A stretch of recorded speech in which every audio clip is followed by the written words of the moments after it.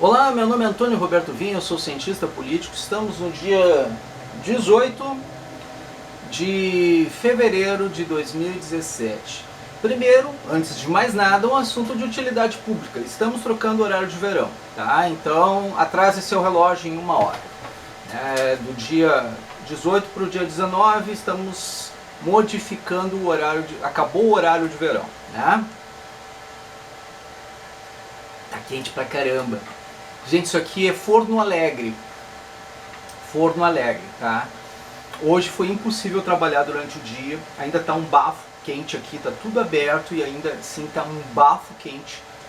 Impossível de trabalhar praticamente, mas vamos lá, vamos tocar a ficha, né? E a ideia é tratar de um assunto. Eu tenho vários assuntos, eu vou deixar encaminhado agora um assunto mais ou menos para o discurso de amanhã, para a fala de amanhã. Mas esse assunto agora é um assunto genérico, digamos assim, né? É um cenário. Então, para quem gosta de cenário, é um prato cheio.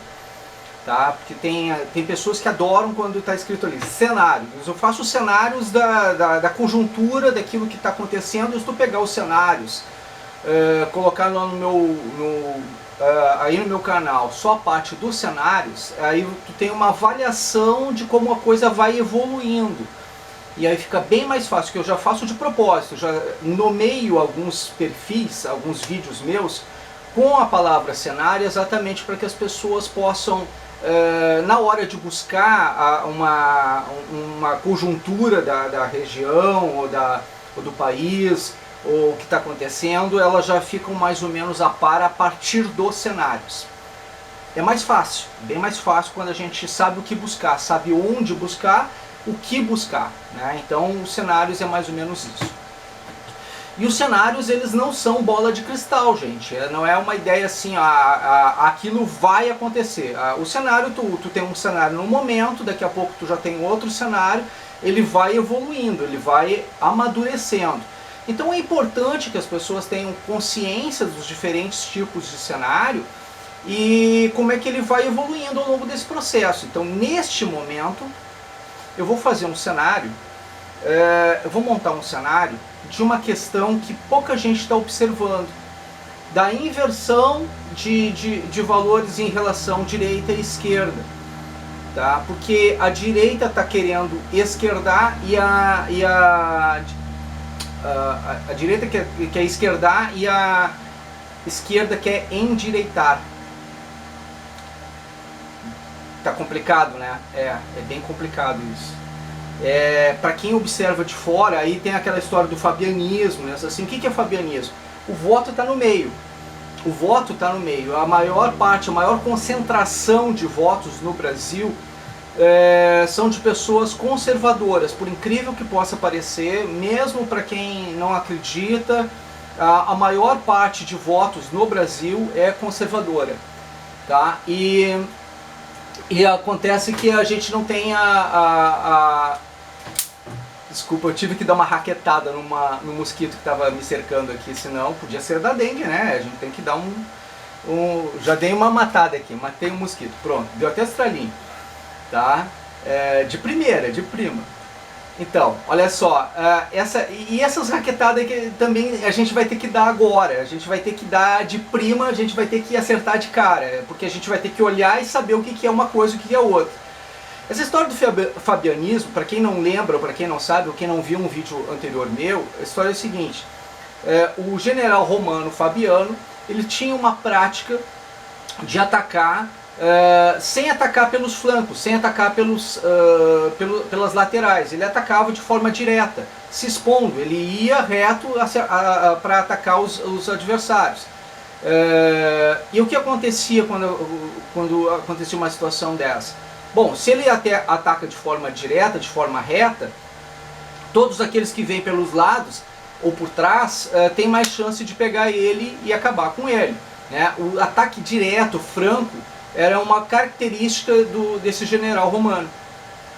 Então ele teve a tendência a fracassar exatamente e aí ser conhecido exatamente pela sua falha. né, o general romano Fábio. Aí, fabianismo. Né? A política considerada política de forma pejorativa, que não é sequer estudado isso dentro das faculdades de forma mais ampla, exceto provavelmente alguma coisa na área de história ou de estratégia militar, alguma coisa nesse sentido. Mas em universidade isso não é considerado muito relevante. E foi trazido à tona, né, para as redes sociais de forma pejorativa para nomear aquelas pessoas que ficam em cima do muro, entre aspas. Na verdade, elas não ficam em cima do muro. É a grande maioria da população que não quer nem ficar à extrema esquerda nem à extrema direita. Eles não querem ser extremistas, simplesmente recusam ser extremistas. E ser extremista para agradar alguém não vai resolver nada, porque tu realmente não tem a essência extremista, não vai conseguir chegar lá de jeito maneiro. Né? A tendência das pessoas é ser equilibrada, é ser proporcional, acreditar que exista alguma solução em algum lugar, alguma coisa. Claro que eventualmente, através de algum discurso inflamado, algumas pessoas são induzidas ao erro. Mas a gente pode observar que em pouco tempo esse erro é desfeito por qualquer pessoa que tenha um mínimo de conhecimento técnico. A pessoa vai se aprofundar um pouco mais sobre o assunto e vai cair por terra todo aquele discurso. Por quê? Porque não tem lastro, não tem informação, não tem técnica, não tem base para poder manter aquele discurso por muito tempo. Aquilo ali, tu pode enganar uma pessoa durante muito tempo, algumas pessoas por algum tempo, mas não pode enganar todo mundo o tempo todo.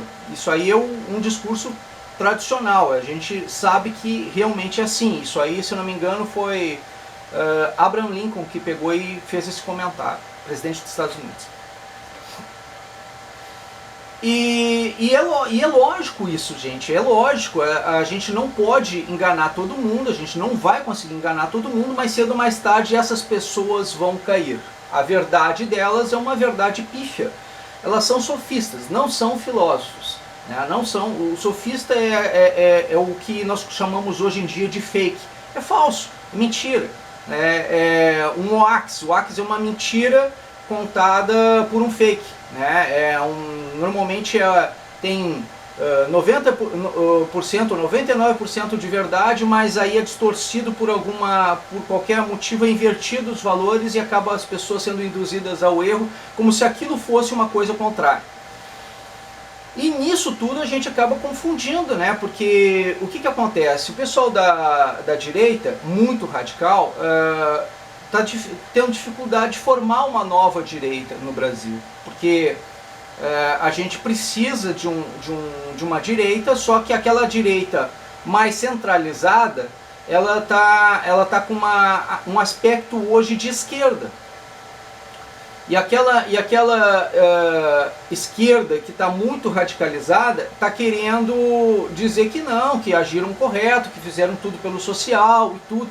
Inclusive o Lula está fazendo chamada já para abril, né, para fazer as suas convenções municipais do PT, e dizendo que não tem nenhum outro partido igual, e realmente não tem, nenhum outro fez 13 anos e meio de administração pública no Brasil, na presidência, e não conseguiu realizar aquilo que esperava. Diz, não, a gente conseguiu isso aqui. Não conseguiu. Se tivesse conseguido, não teria a rejeição que a Dilma teve e ela não teria caído. Tá? Para começo de conversa, ninguém perde um governo, ninguém cai de um governo se existe satisfação social e popular. Ponto. Tá? Então é discurso dizer que o PT fez mais, fez melhor. Não. O povo que está aí viveu esse fato. Tá? Então a queda do PT é uma questão de consequência. Para piorar a situação, Andrade Gutierrez pode perder toda a sua delação premiada. Toda, de uma vez só. Saiu na revista Época uma delação, né, de um integrante da Andrade Gutierrez, que está tentando fazer delação premiada, e que foi o único até agora, e era exatamente quem levava as malas de dinheiro e entregava as malas de dinheiro, e ele disse que entregou uma diretamente para o Lula. Diretamente para o Lula. O que coloca Lula diretamente envolvido com a questão de corrupção nacional. Então vocês imaginam o seguinte, se até agora, aí vem o Dalton Dallagnol, uma outra, se não me engano, no antagonista, e pega e comenta que Lula, aí tem muita gente já revoltada com ele a respeito disso, que Lula não poderia ser preso porque ele não tem, ele não demonstra perigo enquanto governante, ele não é mais governante do Brasil. Então não tem necessidade de colocar ele atrás das grades neste momento, porque ele não promove influência direta em relação ao poder. Daí a diferença de Cunha e Lula nesse aspecto. Bom, isso aí é muito subjetivo. O fato é que se ele não precisa de uma prisão preventiva do ponto de vista político, por conta de foro privilegiado, alguma coisa nesse sentido, por outro lado, ele como presidente de honra de um partido, ele promove sim esses fatores, esses envolvimentos, é uma questão de ótica da questão. O povo está tendo uma ótica diferente do que o Ministério Público está tendo. Muito embora que as pessoas aqui estejam querendo essa situação, Dalton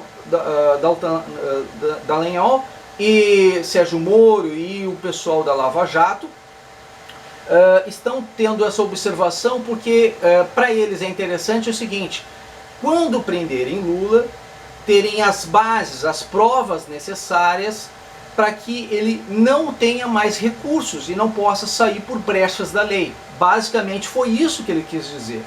Mas as pessoas que não tem essa história da prisão preventiva ser cassada, que cassaria todo o processo da Lava Jato e deixaria Lula livre, ele entraria por uma porta, sairia pela outra ou pela janela. Entendeu? E os advogados do Lula são matreiros como ele, vocês já sabem disso. Bom, então Lula está chamando essas convenções, dizendo isso tudo, negócio assim. O que está acontecendo diante desse cenário todo? Está acontecendo que nós temos um PT que está querendo permanecer ativo. Tem a possibilidade da cassação do PT, do PMDB e do PP na questão das contas de campanha, que está sendo julgado e não vai durar muito tempo esse processo, porque senão ele não vai servir para nada. Julgar esse processo depois que acabar o mandato não serve para nada. Então, ou ele acaba e dá em nada, ou ele acaba e dá em alguma coisa e aí é obrigado a tomar uma postura o Supremo Tribunal Federal. No caso, o Tribunal Superior Eleitoral. Né? Eles terão que tomar alguma atitude a respeito disso. E vai ser em definitivo a esse respeito. Né? Não vai ter muito mais recurso, ela vai ser deliberativo. Aí assume a presidência da Câmara. Se a Lava Jato tiver provas contra a Câmara, contra o presidente da Câmara, contra o presidente do Senado, contra o presidente da CCJ, o Edson Lobão, que por acaso também está sendo citado agora nas revistas por aí, exatamente porque o filho dele estava envolvido em questão de corrupção também e envolvendo ele de forma direta. Ou seja, tudo isso dá uma grande bola de neve. E esse cenário impossibilita hoje de dizer quantos partidos existirão até 2018. Quantos partidos haverão até 2018? Esse é um cenário atual. Nós não sabemos quantos partidos haverão. Alguns desses partidos podem perder suas siglas. Lula pode já estar preso. pode acontecer tudo, ele pode não ser preso, mas a tendência é, porque ele já é 5 vezes réu, estão aparecendo novas denúncias a respeito disso. Essa organização que ele quer fazer em todo o território nacional soa não como uma organização, mas soa como um chamado de defesa do PT e da imagem dele. E isso é criado de uma maneira a tornar pejorativa a justiça nacional, que não anda lá grande coisa, a gente sabe disso. Mas uma coisa é a gente como cidadão reclamar, e outra coisa é um réu reclamar da justiça e o povo acatar. Porque um cidadão de bem, que não tem nenhuma crítica contra si, que não tem nada de errado, criticar a justiça por estar agindo de forma... E isso quando tiver lastro, quando tiver experiência, quando tiver conhecimento de causa, quando tiver bagagem para poder fazer as críticas. Não aquela crítica, eu não gosto do fulano de tal. Não é assim. É crítica construtiva, explicando o porquê daquilo.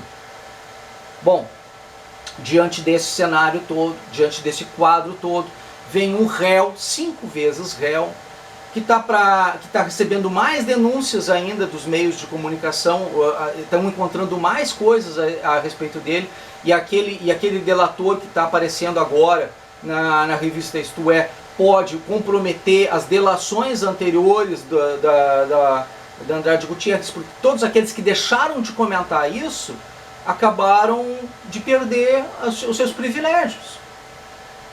Se não apresentaram isso, ou eles foram coniventes de alguma maneira, omitiram em alguma informação, ou mentiram. E aí eles podem, a empresa toda pode ser prejudicada por causa de se comprovado o fato das acusações que ele está fazendo. Se ele tiver uma provinha a respeito disso, o Lula cai e a própria Andrade Gutierrez cai. E aí cai, também aí vem o pessoal da Suíça, vem aquela história das contas da Suíça, vem a questão das delações que foram homologadas, dos 70 nomes que foram homologados, 70 e poucos nomes que foram homologados pela Carmen Lúcia, os 200 lá da Suíça. E aí a gente vê tudo isso. E como é que fica o negócio? Que cenário a gente vai ter? Um cenário onde tem um número de partidos X, onde as ideologias estão todas complexas, onde nós não temos mais noção de ideologia. O melhor para o Brasil neste momento, o melhor para o Brasil, para todo o país neste momento, seria, sinceramente, ainda, por mais que muita gente não goste da ideia, uma intervenção militar e a extinção de todos os partidos políticos do Brasil. Ah, Antônio, tu está sendo radical, está sendo extremista, isso aqui. Não, gente, para ele seria bom. Se houvesse um sistema bipartidário nacional, como aconteceu dentro do período militar, do regime militar, não da ditadura militar, não houve ditadura, porque houve alternância de poder, gente. E não teve um presidente que fosse realmente militar, era ex-militar, ele já estava na reserva. E era eleição, sim, o povo votava, eleição, inclusive era eleição de urna, as pessoas faziam ainda a conferência da votação dos votos. Tá? Então tinha como conferir, os partidos hoje não tem como conferir. É mais democrático naquele período que agora. Hoje não dá nem. Hoje tu tem que aceitar a palavra do TSE. Naquela época tu não precisava, tu podia questionar, ia lá e conferia. E agora, como é que fica? Naquela época podia fazer isso. Naquela época tu podia ter legítima defesa, podia andar armado, agora não pode. Que democracia é essa que naquela época tu podia fazer um monte de coisa e hoje tu não pode? Hoje nós temos democracia, nós não podemos fazer muita coisa que podíamos fazer na época que era o regime que era chamado de ditadura militar. E naquela época, no regime militar, como acontece hoje lá nos Estados Unidos, é um sistema bipartidário, onde a gente teria um posicionamento de um lado e um posicionamento de outro. ficaria muito mais fácil para o povo brasileiro saber o que votar e o que não votar. De um lado estaria um grupo, do outro lado estaria outro. E o ideal, gente, não é nem votar em branco, não é nem votar em nulo, não é nem ter abstenção. O ideal é alternar o poder, votar tudo novo, todo mundo diferente, não vota um sequer igual. Faz 2 eleições assim, 4 anos agora, mais 4 anos depois, tu faz 2 eleições mudando tudo, não deixando um no mesmo lugar, e aí tu vai ver o que vai ser de maravilha esse país. Porque em questão de 8 anos tu muda todo o cenário, muda todo o perfil. E vai continuando fazendo isso, votando sempre em gente que não está lá, que não está no poder. Isso oxigena o poder, isso tira o vício do poder. Ninguém consegue criar grandes vínculos de corrupção se a alternância de poder acontecer desse jeito. Mesmo que aconteça de manter os mesmos partidos no poder. A sugestão que eu faço para todos vocês, povo brasileiro, é essa. Alternem o poder, oxigenem o poder, não vote em quem tem poder. Simples assim. Não importa o cargo, se é para prefeito, vereador, deputado estadual, deputado federal, senador, governador, presidente da república. Votem em quem não tem mandato, gente. Alterna o poder, oxigena o poder. Troca o partido. E aí vai funcionar tudo direito, na boa. Agora, se tu colocar um sistema bipartidário nacional, ninguém vai conseguir ser radical durante muito tempo. E se for, é 4 anos. No outro ano, muda. Troca. Daqui 4 anos, foi radical durante 4 anos, então muda, coloca o outro grupo. Esse sistema bipartidário nacional, ele funciona. Funciona nos Estados Unidos, pode funcionar aqui no Brasil também. Pode, por que não? Já funcionou dentro do período militar, do regime militar. Entendeu? Então pode funcionar, independente de não ser esse sistema, eu já disse. O que nós temos que observar? O voto está mais ou menos concentrado no centro. Tudo bem. Então é aquele voto do Fabiano. O Fabiano é que decide. Vocês podem não gostar dos fabianos, achar eles... o povo fabiano, isso aqui. Isso aí é balela, discursinho de falso filósofo, sofista, tá? Mas é essa turma que decide o voto. É essa turma que vai decidir o voto. São eles o fiel da balança, tá? E se nós tivermos um sistema bipartidário, eles vão pender hora para um lado, hora para outro. Porque o povo é, por base, nem um pouco radical. Então se tu botar 2 extremos, vão criar 3 partidos. Não, 3 não. Todos vão se concentrar no do meio. Aí ou esse do meio nunca vai sair do poder. Aí ou vão ficar no poder pelo lado da direita ou pelo lado da esquerda. Mas esse do meio nunca vai sair. Vai ser o PMDB da vida de hoje. Tem que ser um número par, 2 partidos, ou 4. Mas não pode ser um número ímpar. Entendeu? O número ímpar coloca um partido sempre no meio. Obrigatoriamente sempre no meio. E não precisa ter 4 partidos, porque não existem mais ideologias no mundo. Essa preocupação que vocês estão tendo com socialismo, comunismo, liberalismo, isso, aquilo, nem eles mais estão se entendendo. Nem eles mais estão se entendendo. Nem eles mais estão sabendo o que eles são, porque acabaram as discussões de ideologia e de política dentro das salas de aula. Então o que nós temos agora são modelos administrativos, 2 modelos administrativos distintos. Tá? Um que é de estado macro e outro de estado mínimo. Basicamente é isso. Esse de estado macro, ele visa um projeto de fortalecimento das bases do Estado, onde as superestruturas vão administrar e vão ser paternalistas, vão ser servis ao povo brasileiro, o povo brasileiro vai ser servil ao Estado, pagando altos impostos, altas taxas para manutenção dessas estruturas, e em contrapartida teria serviços, produtos e atendimentos diversos. Cederia uma parte da sua liberdade para que houvesse a manutenção de tudo isso. Na prática, 13 anos e meio de administração do PT, isso não funcionou. É o pessoal que hoje está mais à esquerda, mas é a prática administrativa, o modelo administrativo deles. Pessoal mais à direita, menos voltado a esses interesses, é o do Estado mínimo, onde só se investe em educação, saúde e segurança, os 3 pontos fundamentais. O resto é tudo privatizado, Estado mínimo, imposto mínimo, e você vai ter que se virar nos 30 para o resto, entendeu? Aí é previdência, isso, aquilo, aquele outro.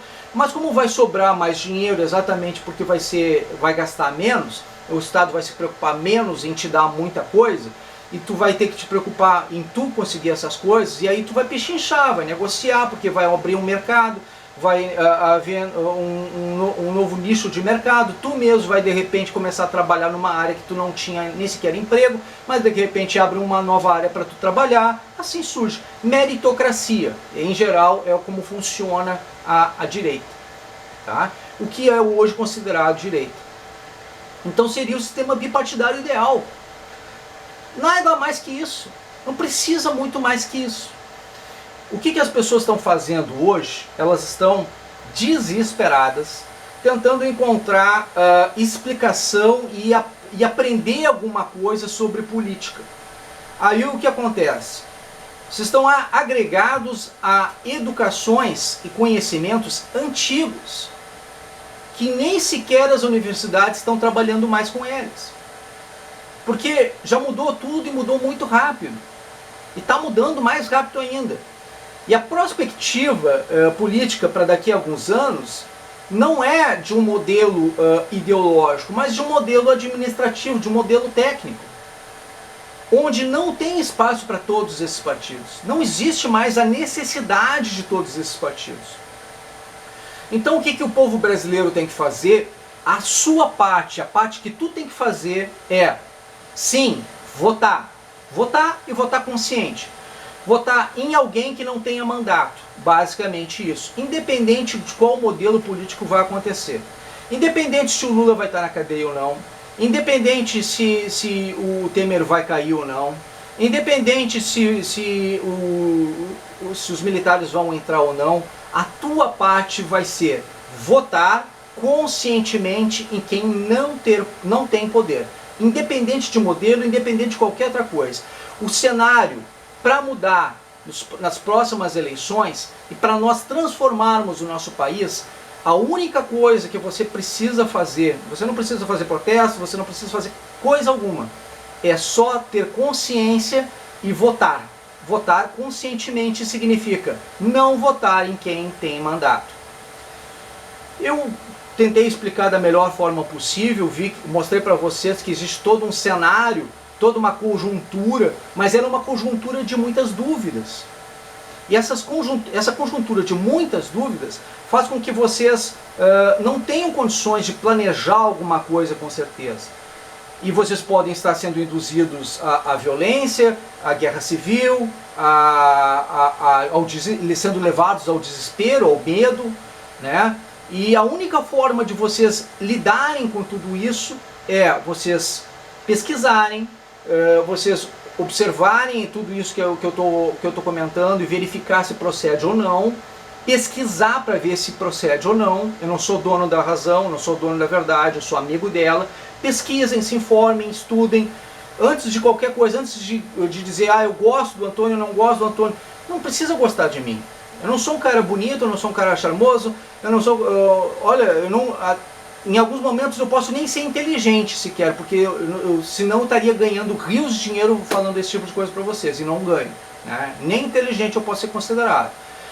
Então assim, façam a parte de vocês, estudem, pesquisem. E aí vocês vão verificar se isso procede ou não. Tá ok? Muito obrigado pela atenção dispensada.